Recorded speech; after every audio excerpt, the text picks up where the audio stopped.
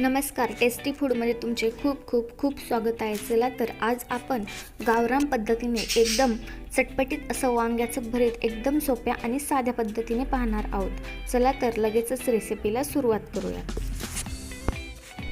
वांग्याचं भरीत बनवण्यासाठी मी इथे एक वांग घेतलंय. वांग सगळ्या बाजूंनी छान भाजावं म्हणून पहिलं देठाखालचा जो हिरवा भाग आहे तो पहिला काढून घ्यायचा.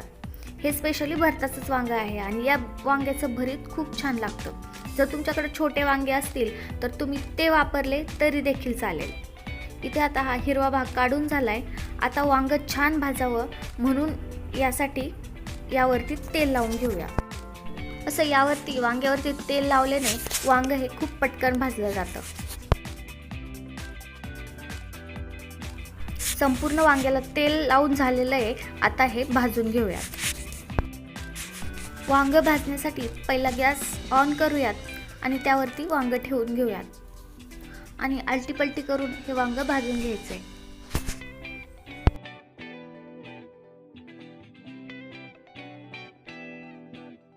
आता एका चमच्याने वांग भाजले की नाही ते चेक करूयात. तुम्ही पाहू शकता वांग छान असं दबतंय, म्हणजे आपलं वांग हे भाजलंय.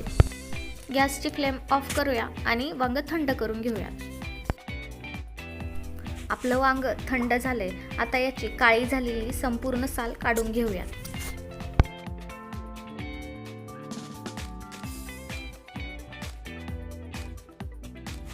आपल्या वांग्याची काळी साली संपूर्ण काढून झाली आहे. आता देठाकडचा भाग देखील चमच्याने काढून घेऊया. मध्यभागी वांग फोडून घ्यायचंय आणि चेक करायचंय की त्यामध्ये आळे वगैरे आहे का. कधी कधी काय होतं की वांग वरून जरी चांगलं दिसत असेल तर एखादं छोटं होल असेल तरी त्यामध्ये आळे असते. त्यामुळे वांग छान चेक करून घ्यायचं. आता आपलं वांग हे एकदम छान आहे, त्यामध्ये आळी वगैरे नाही आहे. आता हे चमच्याने स्मॅश करून घेऊया. वांग छान स्मॅश झालंय. आता यामध्ये ठेचलेला लसूण घालायचा आहे. लसूण वांग्याला घातला की वांग हे खूप छान लागतं.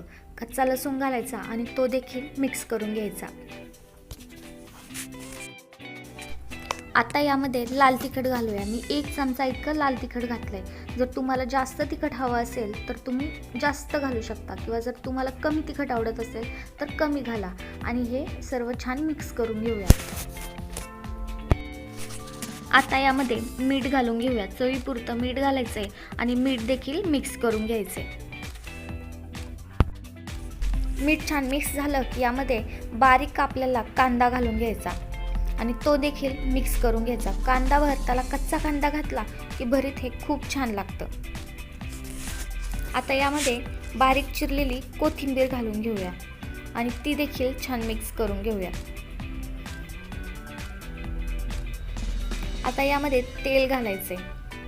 मी 1 पळी इतकं तेल घातलंय. तुम्हाला जर जास्त घालायचं असेल तर जास्त घालू शकता किंवा कमी घालायचं असेल तर कमी घालू शकता आणि हे सर्व छान मिक्स करून घेऊया. अशा प्रकारचं एकदम चटपटीत असं वांग्याचं भरीत आपलं तयार झालेलं आहे.